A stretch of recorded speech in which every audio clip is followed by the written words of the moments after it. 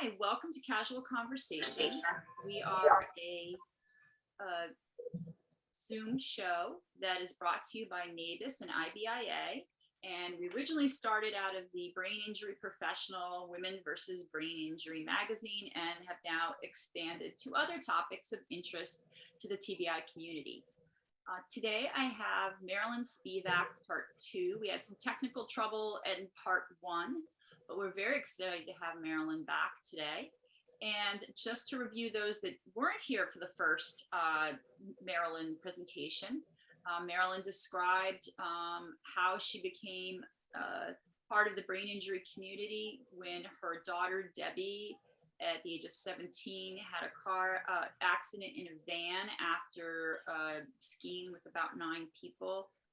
She survived, but luckily Marilyn made phone calls and had her transferred to another hospital, and it was very difficult. And for 5 years, it was a real struggle to try to find resources. Maybe I'm getting this right. And then Debbie went on an overnight through a radio, got kicked out of the place that she was, and that started the movement in your living room that moved to your kitchen table on creating an advocacy group for parents. Was that a pretty good review? Yeah, that's pretty good. And it's very difficult to get expelled from a program that was designed to serve adolescents with severe disabilities. So she went over the top. So where would you like us to start today, Catherine? And we could maybe start with people asking questions or making comments, or and I see Ken is there. Ken Colpan was one of my earliest members, board members, that I captured in a cab. And I see Catherine, and Suzanne Doswell is here. And if you want to know anything about the history of the foundation, Suzanne can answer the questions just as well as I can, practically. So does anybody want to start with a question or having an idea where we want to begin? No? Well, all right. So I think I can't remember exactly where we sort of left off. Do you remember, Catherine? Because I think it's... was it Governor Dukakis had called you at the time? No, I called him. You called him. So what happened was, I think in the 5 years that I traveled around the country looking for services, I mean, I knew where I was going. When I say I traveled around the country, I had a plane ticket to a destination. But I found that there was very little knowledge. And why was there so little knowledge? Because people injured as badly as Debbie didn't survive. And it was just for the grace of God that I was able to take her to Mass General Hospital, that we lived in Boston. And I had read about the head of neurosurgery, and that stayed with me for some reason. I have no idea why. But we got her to Mass General, and took 15 hours. Marilyn, can you hold on 1 second? Suzanne Dowell, could you mute? There's a background noise from Suzanne. I know that background noise is Corky. Well, no, it's I my hear granddog. Corky, but I also see Suzanne's trying to connect. Yeah, if we could mute everybody but Marilyn, that would help, because there is a slight background. We are going to move these all to a podcast, so it will be easier to replay. I'm sorry, folks. He sees a dog out the window. So what had happened is that just by making a lot of phone calls, I was able to identify a few programs between Boston and California. And I went looking, and I was looking for the magic bullet. And I quickly learned there was no magic bullets. There's still no magic bullets. But on the way, in those 5 years, I had made a lot of contacts and met a lot of wonderful, wonderful people, among them Ken. And as we moved along, I kept in contact with all of those folks who was interested in seeing better services, more research, not more research, any research that had to deal with improving services for people with very severe brain injury. When Deb was expelled from that program, I, for the first time in many years, lost it. I was so unbelievably upset that I really fell apart. And by the end of that afternoon, I said to my new husband, we have to do something, and the only something I can think of is to call a meeting. And he said, who are you going to call? I said, everybody that has put their hands on Debbie. So I did call them, and they were delighted. I said, we have to talk about building an organization, a group that comes together to advocate for services. We can save the whales, but how come we can't save young people or anybody who sustained a severe brain injury? Debbie can't be the only one. And there's got to be other young people like her. So that meeting took place on April 17th, 1980. By the time we finished a third glass of wine, around 5 o'clock, we went from the Massachusetts Head Injury Association to New England, and by about 4:30, we became national. So we decided, since the folks that were in my house, they knew pretty much what was going on around the country, and they said we might as well be national because there's no other group. Unbeknownst to any of us at that time, at that very same time frame in England, a group of families and professionals were forming an organization called Headway, and their goals and mission sounded just like the one we wrote. And so I thought this was a real universal problem. When we began,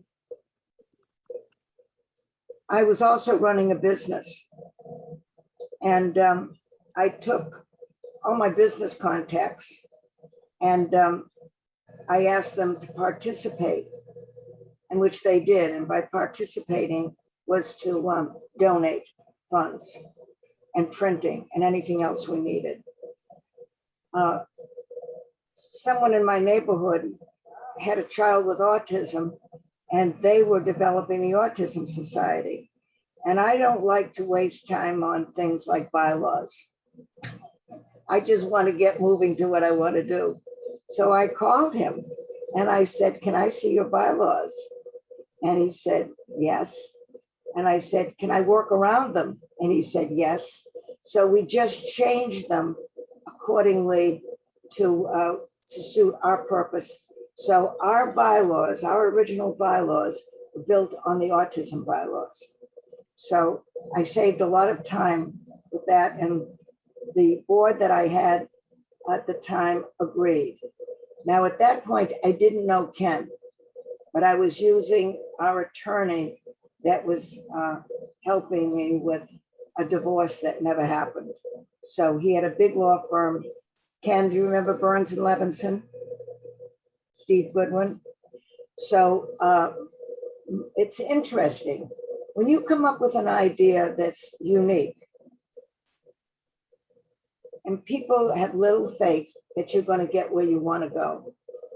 And I first called my husband's business attorney, was a very big law firm. And he said to me, do you remember Bill Govsky, Ken?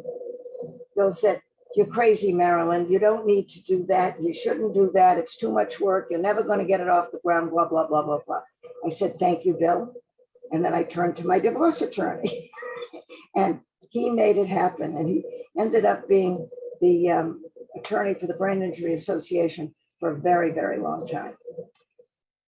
So by September, by Labor Day, we had our bylaws, We had an accountant, and we were ready to go, and we had our 501c3 number. It was still in process, but I think by the middle of September we got it. Immediately, we had worked on our mission statement and our brochures, membership brochures, and something called the silent epidemic, a little blue folder that was just 4 pages. I took it to my printer, and I printed 5,000 copies. There was a number of, in that, what was in that blue folder called the silent epidemic was everything I had taken from the National Institutes of Health, the National Institute of Neurologic Communicative Disorders and Strokes. At that time, in 1980, that institute was doing communication issues. Along, maybe 5 years later, they took communications out of that institute and put it in another institute. So it's now NINDS. That institute at NIH, unbeknownst to me, in the years between 1975 and 1980, they had funded the very first research project dealing with epidemiology and neurotrauma treatment. And they published in 1979 the National Coma Data Bank report. We took the guts of that report and reprinted it in that little brochure called The Silent Epidemic. A very well-known neurologist in the Boston area, his name is Dr. Michael Alexander, was also part of our first board, and he was Debbie's neurologist at the time, said that little silent epidemic, I'll tell you how powerful that is. You can take it into the bathroom, and by the time you come out of the bathroom, you know everything you need to know about brain injury, the consequences, the numbers, the fatalities, etc. So we hit the mark with that little brochure. In 1980, Braintree Hospital decided to run their very first conference on traumatic, I'm interspersing head injury and brain injury. In those years, we used traumatic head injury. They decided to run a national conference. It wasn't huge. They had 200 members, 200 attendees, but it was the 3rd conference in the country.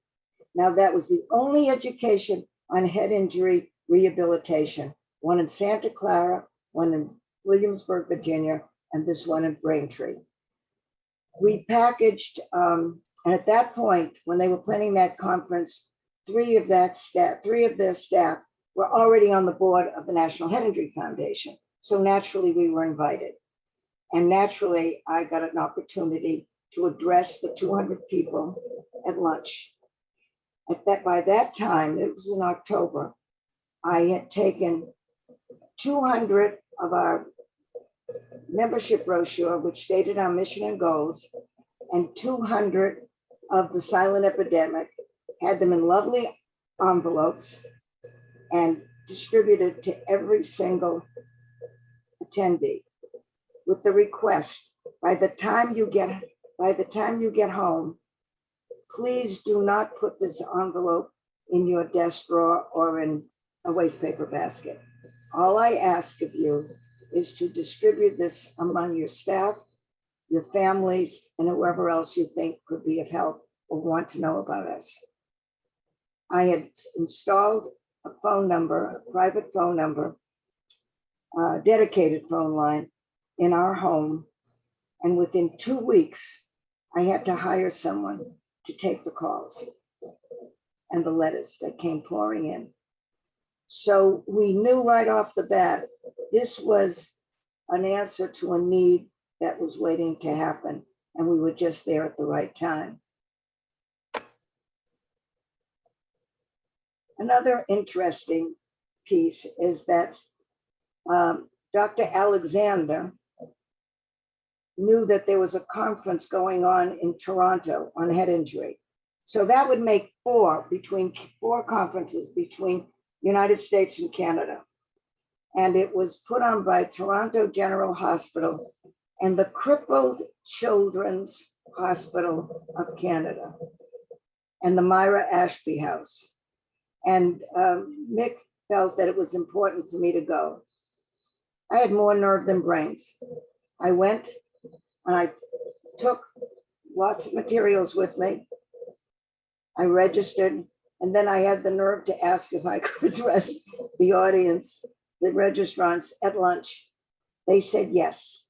And that's when I met Dr. Mitchell Rosenthal. And I captured him like I captured Ken. And he came on our board immediately. And we passed out those brochures. And we even got one of the physiatrists from Toronto General Hospital to serve on our board. Now, who was Myra Ashby? Myra Ashby was a social worker, a wonderful woman, and very into community reentry. And she was the first person in Canada and in the United States that bought a home in a community. And it was 2 floors. It wasn't a handicapped accessible home. And she created the first community group home for people with brain injury, and they were all guys. She asked if I would like to visit. Now this was 5 years after Deb's injury, and I said, of course I would. So I got into a cab and we drove and we drove and we drove, and I said, I don't know where I'm going. I have no idea where we are. I hope I have enough cash to get back to the hotel. and we stop in a neighborhood, and it's an old Victorian house. Well, this was delightful. And she showed me around, and there was not one handicap accessibility item in that home. And nobody, thankfully, had to use wheelchairs, or they really would have had a problem. I go into the kitchen, and there's a young man on his hands and knees scrubbing the floor. I said, what is that about? She said, that's PT. That's cognitive training in PT. All 4 limbs are going in a direction. He's got to wash the floor and not get himself caught in a corner. That takes planning. This woman was absolutely amazing. And she was a star and very well recognized in the Toronto area. I came back from that conference filled with ideas of what can happen in a group home that didn't look like a group home. It was really back in the community for these guys. Well, one thing led to another. Mitch came home, became part of our board. And then about 3 months later, he called me and said, Tufts New England Medical Center, where he was at, is going to hold the first international conference on head injury. He said, would you like to participate? I said, of course I'd like to participate, but I have no money. He said, I didn't ask you for money, I just asked you for time. I said, lots of time.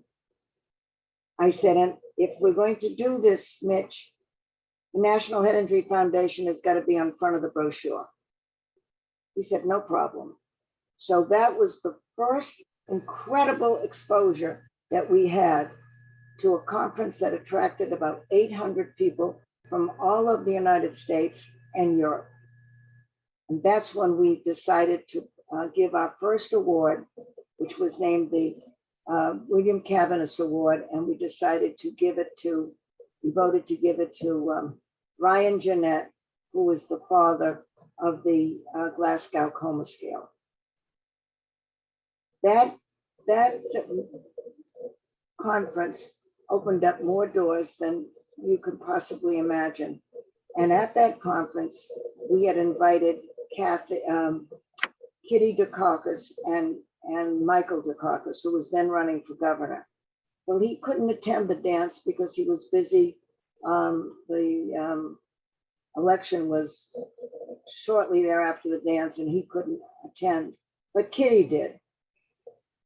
And Kinney became very involved and very, very interested. And Michael did too. And he came to all our events after that. Did The they, following, Marilyn, did they have a connection to brain injury? yes, Michael's younger brother had a head injury, and I think he had passed by the time I met the Dukakis. At the second dinner dance, I was dancing with him, and he asked what he could do. And I said, I know exactly what you could do for us, which would be very helpful. If you would call a meeting of all the directors and commissioners of all the human service agencies, including the Mass Rehab Commission, for a meeting, I will bring a small symposium to your office and we can discuss the issues of head injury. And he said, well, why don't you have it at your office? I said, if I had it in my office, who would come? Maybe you would come, but maybe you'd send somebody. If it's your office, everybody's going to come. And sure enough, he said, okay, that's fine. And he did. And that opened up incredible doors for the state of Massachusetts and to begin what is now known as the SHIP program, the State Head Injury Program, which was created the following year by special legislation and run by the Mass Rehab Commission with a line item budget in the state budget, which continues today. So it was all about opening doors and selling the mission of the Brain Injury Association. And does anybody have any questions? I'll take a breath. Comments?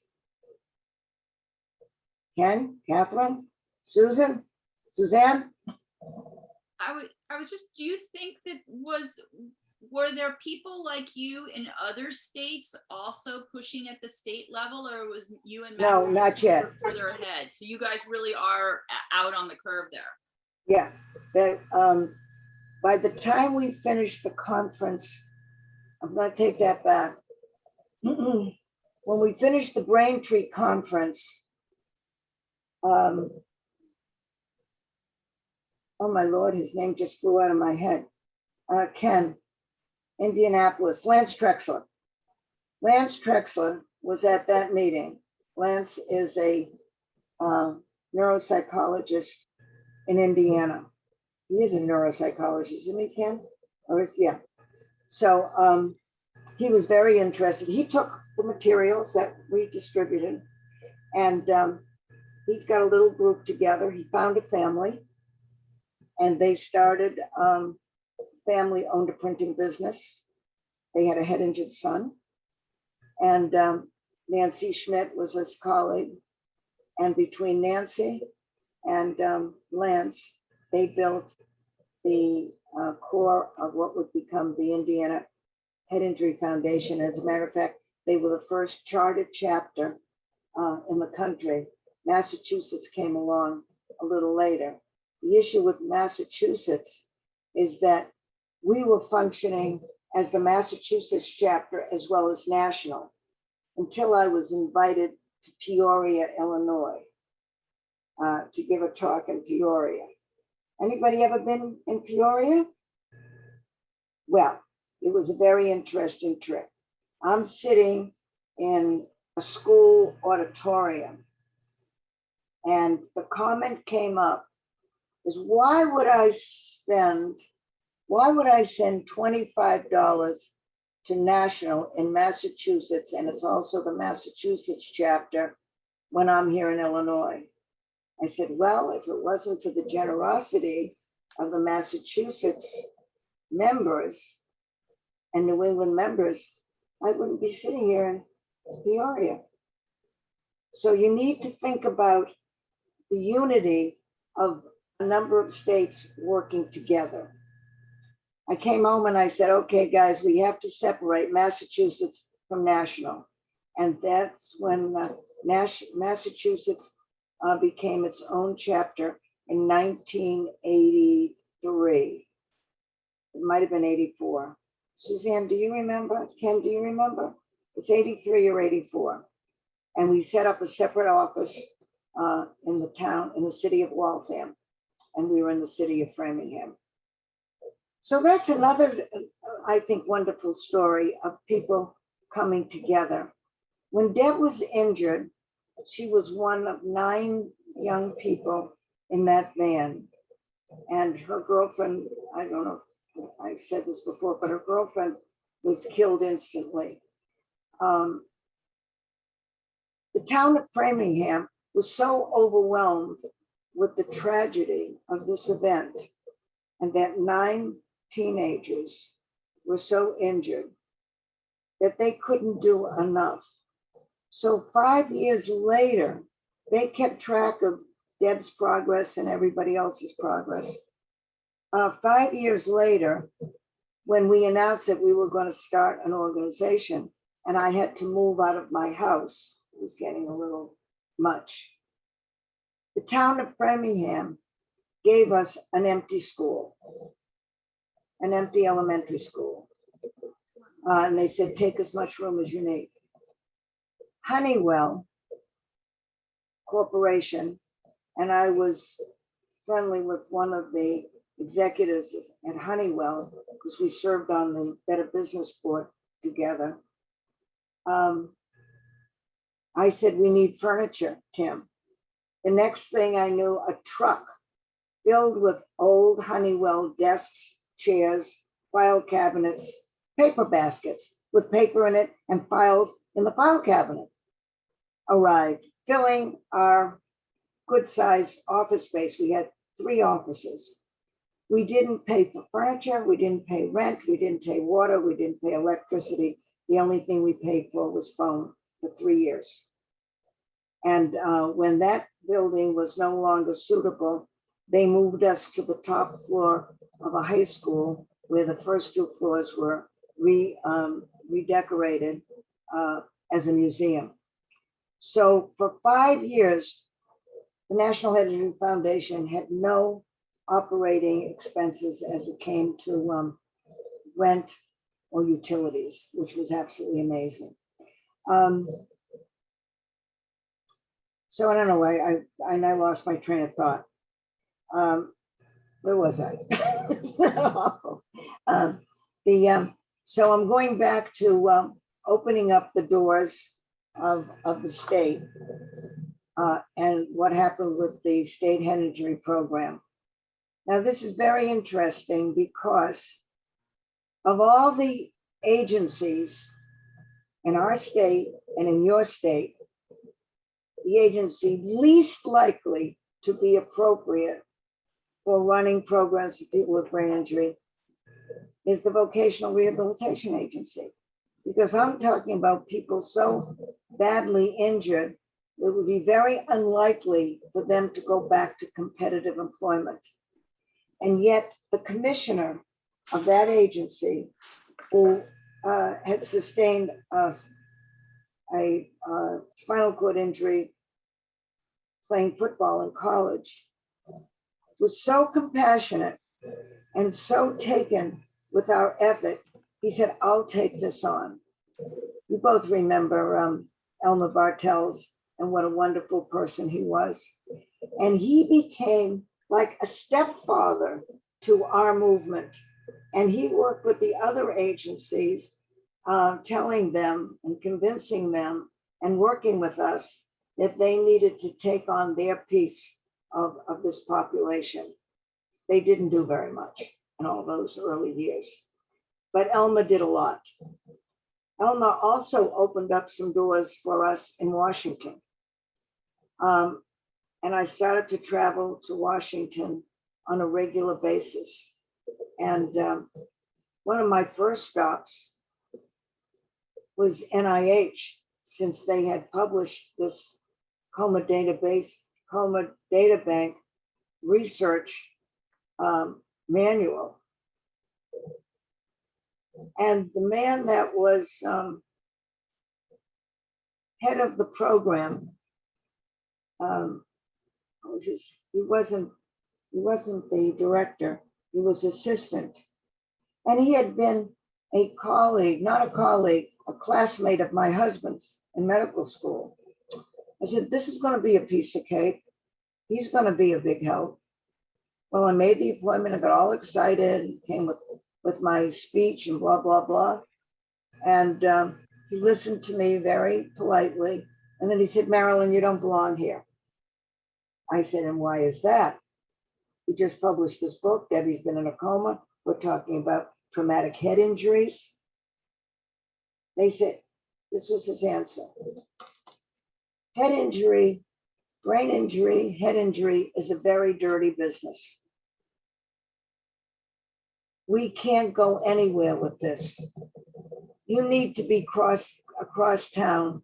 You need to be at the National Institute of Handicap Research.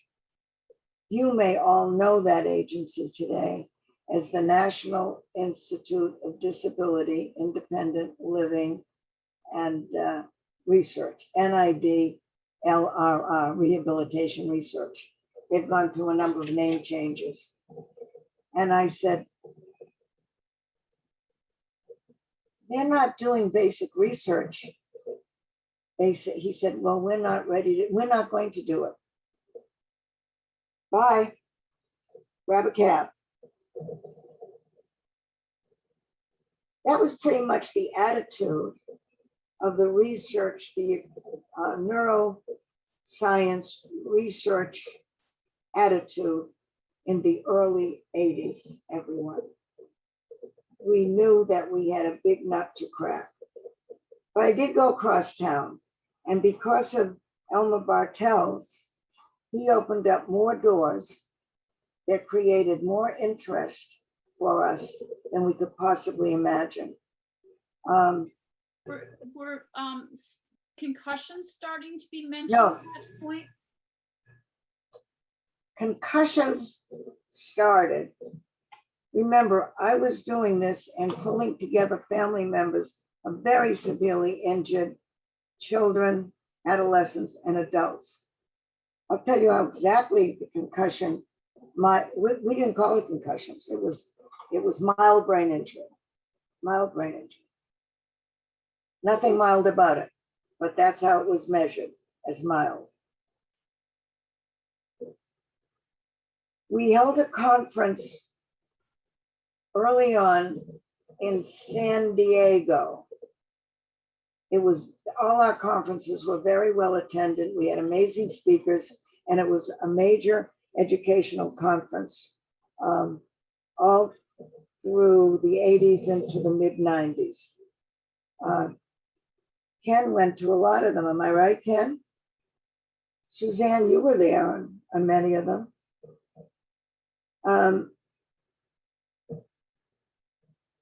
A group of very big guys, I'm talking big guys, they look like football players, came up to me and they were really angry. They all had sustained concussions, numerous concussions. Why aren't you talking about concussions? I said, well, maybe I should be. It got to the point, and at that point, Jerry Bush was president. I brought them over to Jerry because Jerry was as big as they were. I was actually I was intimidated and a little frightened because they were really big. And a couple of our board members decided they were walking on either side of me because that's how angry they were. From that point on, we developed the Mild Brain Injury Committee, and eventually it became like a council, and people started to come out of the woodwork. But up until then, we didn't give credibility. I don't say we didn't give credibility. We weren't aware of the issues that people were dealing with who had concussion. And they didn't think to come to us because we were really talking about severe brain injuries all the time. with people in coma, in a vegetative state, in a persistent, in a minimally conscious state. So I don't think we addressed concussions. We didn't address mild brain injury until the mid-'80s. Concussions came to the forefront in the late 90s. Do you think I have that right? Suzanne and Ken, Audrey, do I have that right? So, and concussions came to the forefront through football. And I think that it's a wonderful thing and a wonderful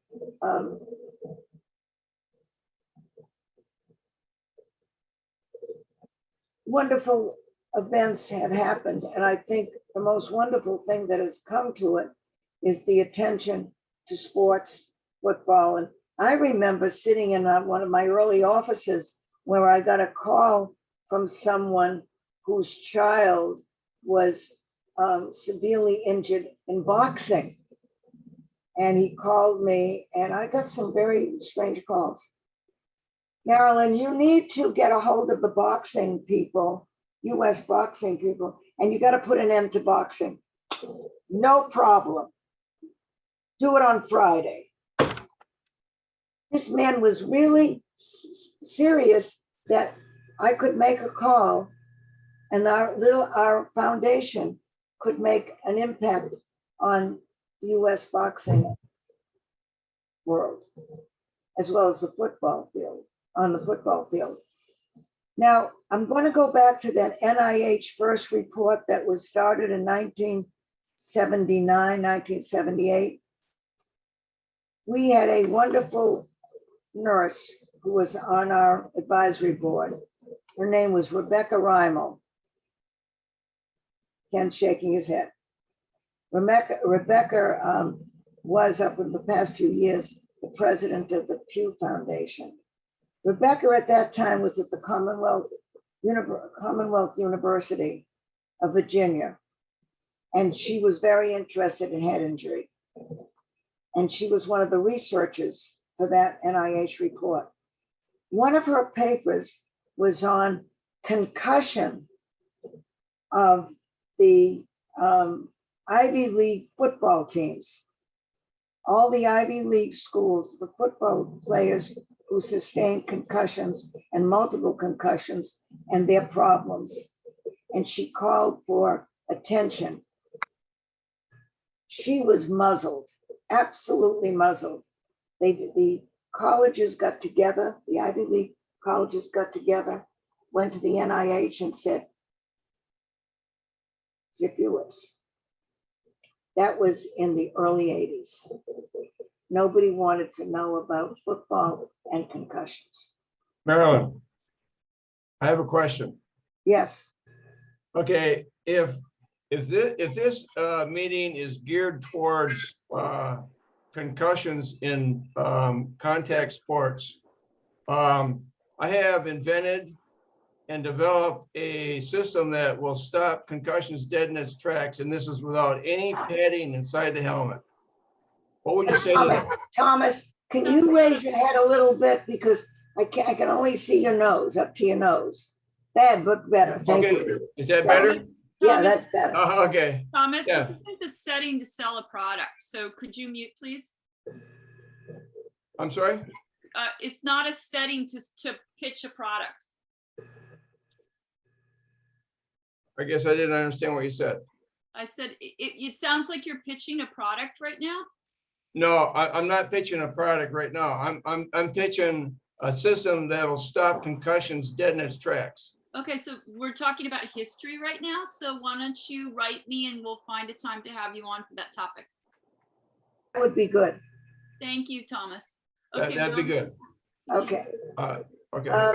So anyway, you can just see how one contact, one visit, one meeting opened up more doors and more doors. I'm looking at Audrey Nelson. Yes. I'm thinking Audrey got involved with the foundation in the mid-'80s, mid to late 80s. And how did I meet Audrey? There's been such changes over the years, most of them good and some not so good. And some of the efforts that we have lost was one on employment. We did a great deal on employment. And one of the issues was supported employment. And this would also involve folks that had serious concussions, some more serious than others, or multiple concussions that disallowed them to go back to work. I had the good fortune of meeting at that time in the about 86, the Assistant Commissioner of the Social Security Administration. She too had a brother who had a head injury. I bring this up because I'm looking at Audrey's beautiful face. I went to Pat and we had dinner one night, and I said, we have a very big problem. We have a number of members across the country that can't go back to work because of multiple concussions or a very severe concussion, and they can't get Social Security disability because nobody believes them, nobody understands them, they look good. We used to call folks the walking wounded because you couldn't tell that they had any problems. They walked well, they spoke well, they moved well, they just didn't think very well and didn't function very well. And it always interfered with their work, whatever their work was. So she said, what would you like me to do? And whenever everybody said that, I said, I have a group to bring you. So I called some colleagues in New York. I called, first person I called was, his name is going to come right to me in a minute. He was one of the very few psychiatrists, neuropsychiatrists in the country that understood head injury. Jonathan Silver. Pardon me? The Jonathan Silver. Jonathan Silver's mentor, his teacher. He's in Chicago now. And I called him and I said, I need you to come to Baltimore with me.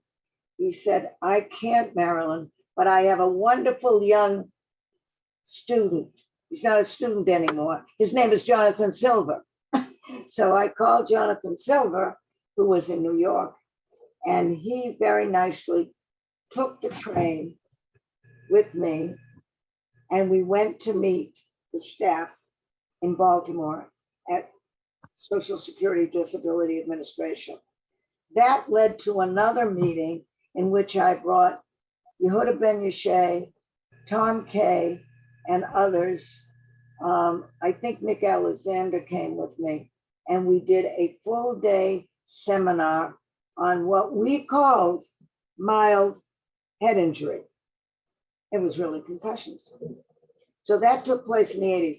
The result of those meetings was language in the Social Security Disability Administration that looked very carefully at claims made by people who had this condition, and then their checks came forth.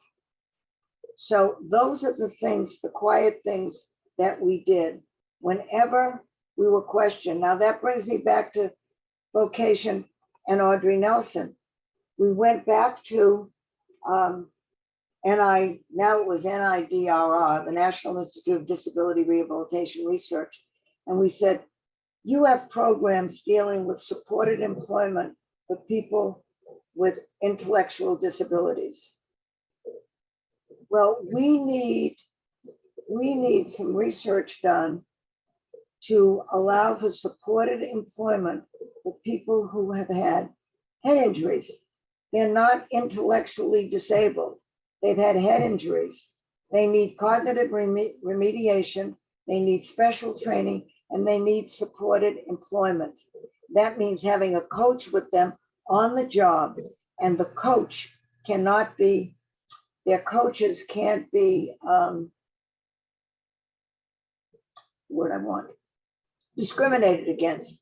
Because when you're a coach, a job coach in the area of rehabilitation, vocational rehabilitation, you get scored on how many clients you have that go back to work. Your pay is determined if you get someone to what they call a level 26, and they now can be permanently employed without a coach.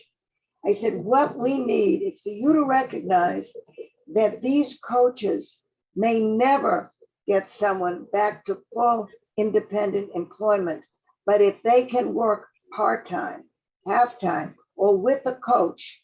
Now, in this country, if you are intellectually disabled, you can get a job and you have a coach with no time limit. I said, if that can happen for people with intellectual disabilities, in those years we use mentally retarded, we need to expand that to folks that are seriously suffering after a head injury.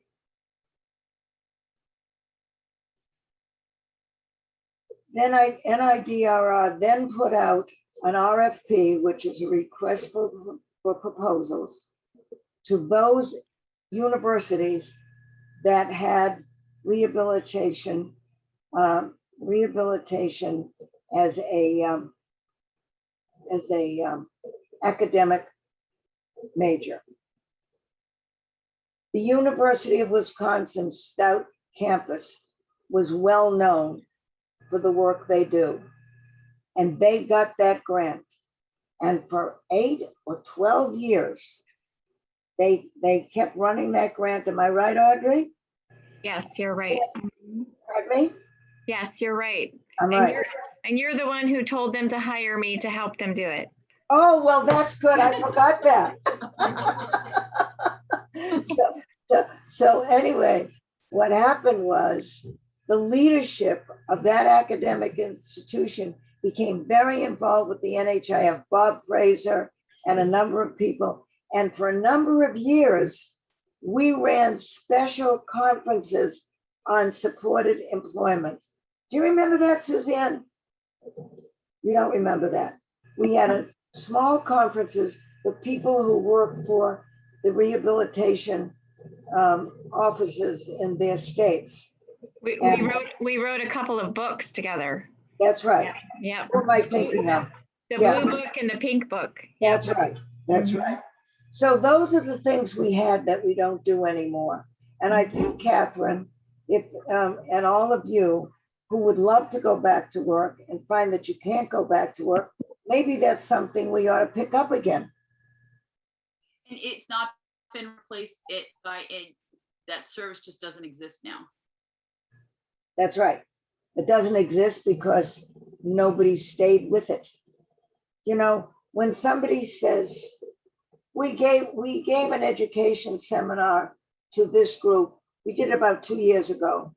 I'd like to go anywhere in this world today where you find the same staff, the bulk of the same staff. If anybody keeps a job in the same place 5 years, it's amazing. So if you do education for a group of people and you don't maintain it, when I left the foundation, those things, some of those things were dropped. And I think it could be, I don't know what you all did. Could we find out what everybody did while I catch my breath?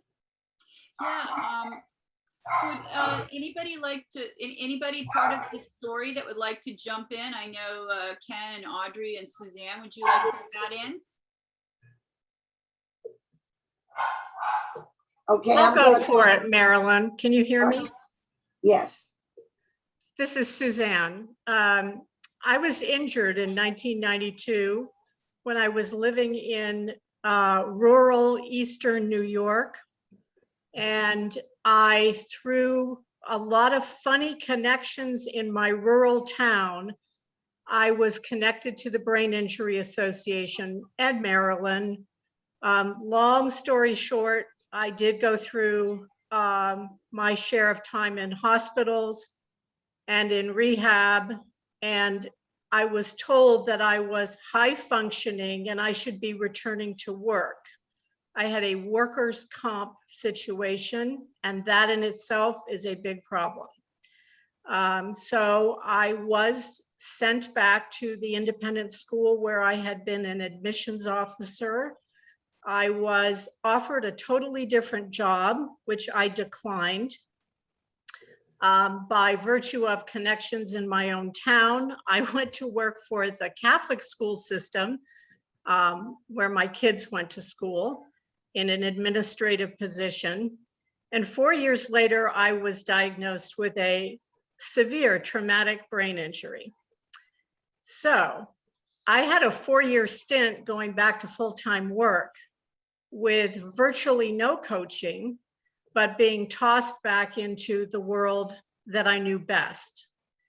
I eventually got the diagnosis. I was told that I could get some help in Boston, which was 2.5 hours away by car and 5 hours by train.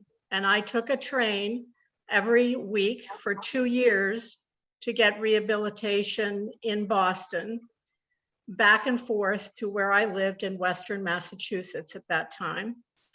Made a lot of connections with the Brain Injury Association along the way and figured out what was really going on in my world of cloudiness. I ended up being a board member for the Brain Injury Association, a board member for the Brain Injury Association of America. Thank you, Marilyn. And for other organizations dealing with disability, from the Mass Rehab Commission to the statewide head injury program.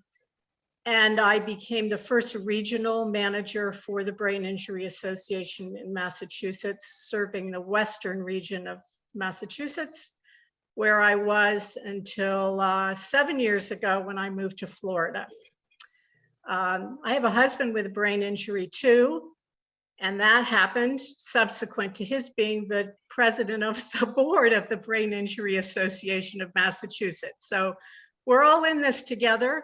We understand brain injury. We understand disability. I also have a sister who, for her lifetime, has been in a residential home in the Washington, D.C. area. Thanks to Marilyn, I've spoken nationally and statewide, and I'm in it for a lifetime with brain injury. And the best I can do where I live now is I sit on the advisory board for Florida, but we have no brain injury association anymore, and virtually no services that I could talk about that are available here. So it's a sad story to see what's happening. And I will say COVID has both helped and hurt depending on the various people involved, and it all goes down to who are the individuals, how much do they have invested in this, and are they willing to speak up and make their connections, as Marilyn did for all of us. We would never have what we have now without her.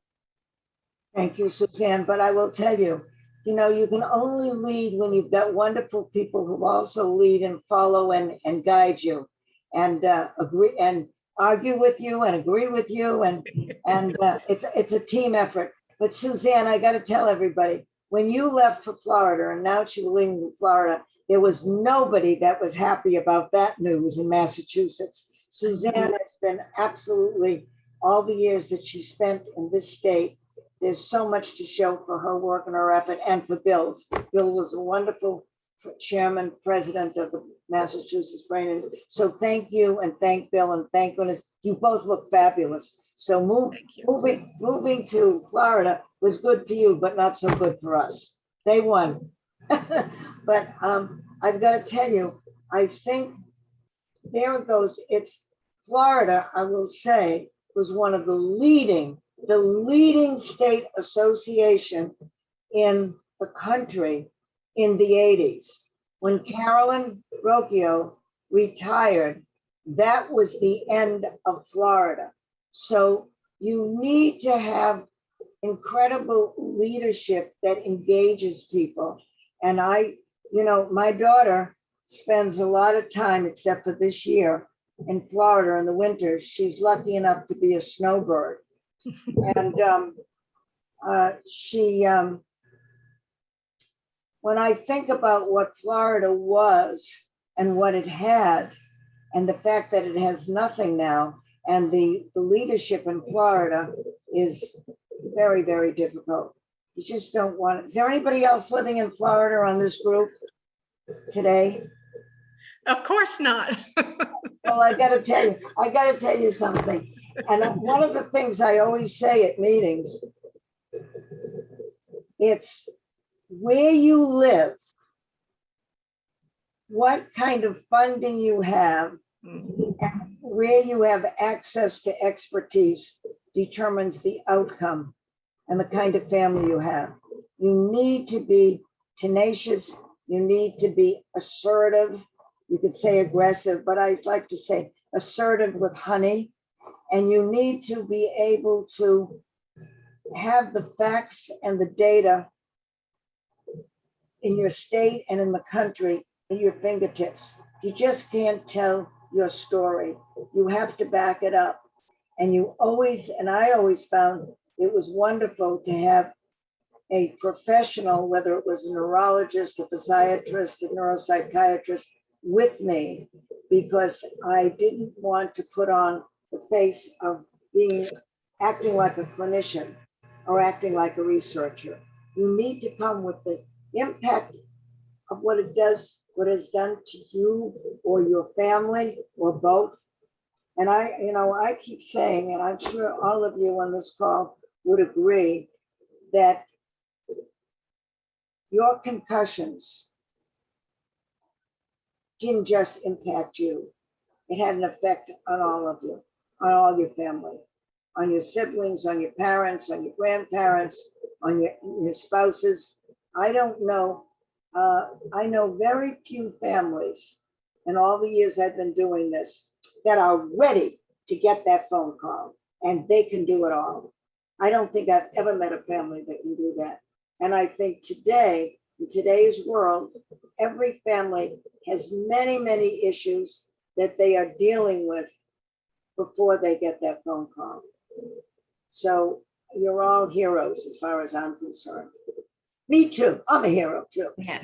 You absolutely are. Marilyn, I just have one question for you. Is that I work with Katherine in Pink Concussions. And Kara, okay. Yes. Yeah. And we have met before, it was a while ago. But my question is that I know, like Yehuda Ben-Yushay, for example, the program at Rusk at NYU, they have like work trials in the hospital, which are great. And then there's Department of Vocational Rehab invested in New York, which it's not called vested anymore, but the transition to work doesn't really happen for the majority of people. And even when they have access to the best rehabilitation possible, such as at NYU, the going back to work transition is really tough. And I don't see like the vocational rehabilitations through the state, for example, offer like very limited low-level employment. So people who are educated and then trying to get jobs back like into community reintegration really doesn't happen. So if they're fortunate, people stay on disability, but if not, many don't, or they're not even on disability to begin with. And so I was just wondering, I guess in the past, has it been the same transition with vocational rehab? And if you have any ideas about how that can be improved now? Yes, I do. But it takes a tremendous amount of work. When we began our work in vocational rehabilitation, we didn't just go once.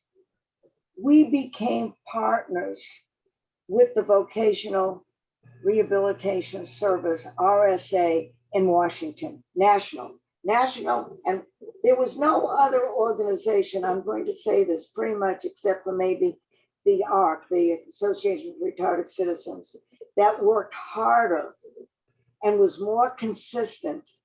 I don't think a month went by, hardly a month went by, when I didn't make a visit, when I wasn't in their offices. And in fact, I was such a pain in the rear end that I made them well, I won't say I made them, I convinced them the best thing that they could do was to develop what I called the OSERS agreement, the Office of Special Education and Rehab Services, along with NIDHR. And we wrote a memorandum of cooperation, a cooperative agreement of sorts. And every one of the agencies within that OSERS, which was the Office of Special Ed, Rehabilitation Services, and the National Institute of Handicap Research, Disability Rehabilitation Research. Those three agencies, which we wrote out together, our board and their key people, the list of tasks and goals that each of those agencies had to develop. I then went back to the state associations, and when I left, we had 45 state associations when I left in 1990. When did I go? Yeah, 1990 I left. A mini copy, so they could go into their state associations, their state offices with this folder that would say the New York State Head Injury Association or Brain Injury Association with the New York State Department of Vocational Services. This is our agreement. This is what you agree to do. This is what we agreed to do. And it was with timelines. Now, if you don't have a strong state association, this is hard to do. You can't do it with a little group. And that's why a strong state association is extremely important. You know what happens in Massachusetts? If anybody in the state legislature, anyone in our, and Suzanne and Ken can vouch for this, anyone in the state legislature or anyone, any head of any human service agencies, Department of Education, Rehab Services, have a question about brain injury, they don't call me anymore, thank goodness. They call Nicole Goder, who's the executive director. We have 35 people in our Westboro office. We have 8 or 10 people in our Western Mass office. And then we have situations down at Cape Cod and the islands. They know if there's a question, if they need education, if they need something, they call us as much as we call them. And if any legislator, any senator or rep in the Massachusetts legislature have a question or a constituent with this problem with brain injury, who do they call? They call the Brain Injury Association of Massachusetts. And if the administration, if the governor, anyone in the governor's office has a problem, a constituent, a concern, who do they call? That took 38 years, 37 years of very hard work and being at the legislature. There's somebody at the State House from our offices at least 3 days a week. We have won more lawsuits. Right now, we have a piece of legislation in front of the Massachusetts legislature that says anyone who's had a cognitive difficulty after COVID, from COVID, they are to get cognitive rehabilitation paid for by whatever insurance agency that covers their healthcare. Now, we don't even have to do it with our Mass Medicaid, which is known as Mass Health, because we've done such an incredible job of educating Mass Health that when at Spalding Rehab Hospital or Braintree Rehab Hospital, if anybody goes in, or any one of our 5 freestanding rehab hospitals in the state, go in with a brain injury of any kind, they don't have to argue with Mass Health. Mass Health knows all about what needs to be done after a brain injury. Did that happen after one training session? No, it's because the connections with that agency and with making them partners in everything we do, it's there. It doesn't happen overnight. It happens. That's amazing, Marilyn, with the COVID piece, because I just keep reading more and more about with the long haulers, the 10% of that end up with cognitive issues. And there was a new article today of actually looking at in the 2 different kinds of cells in the brain that are affected by COVID.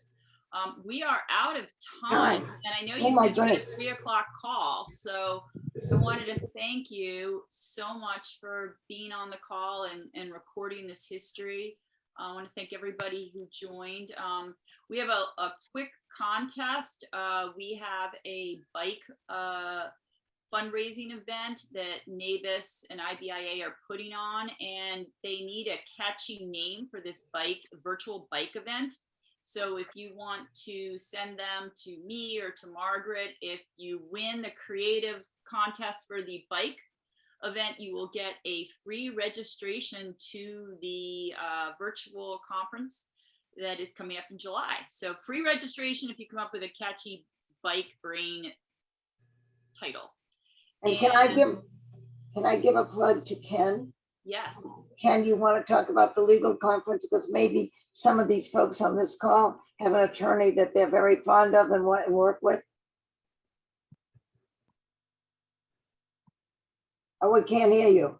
You have to unmute you. The North American Brain Injury Society is having a virtual conference, which is both medical and legal. And just a brief remark about the legal part. For the last 35 years, NABIS and former organizations have been training attorneys throughout the country on representing people with brain injuries. And many people in this call have raised their problems and difficulties and challenges, and some of which can be helped by good advocates who are well-trained. I believe it's July 23rd. Margaret, if I'm incorrect, put it in the chat.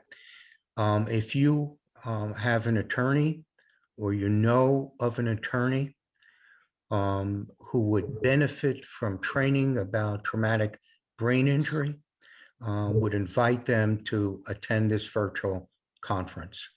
Also, I want to thank Marilyn for all she has done over these decades.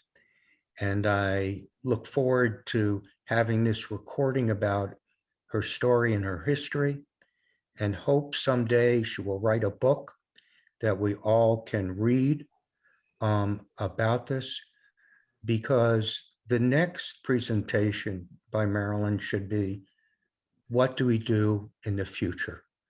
We have a lot of younger people on this call. We have some really strong advocates.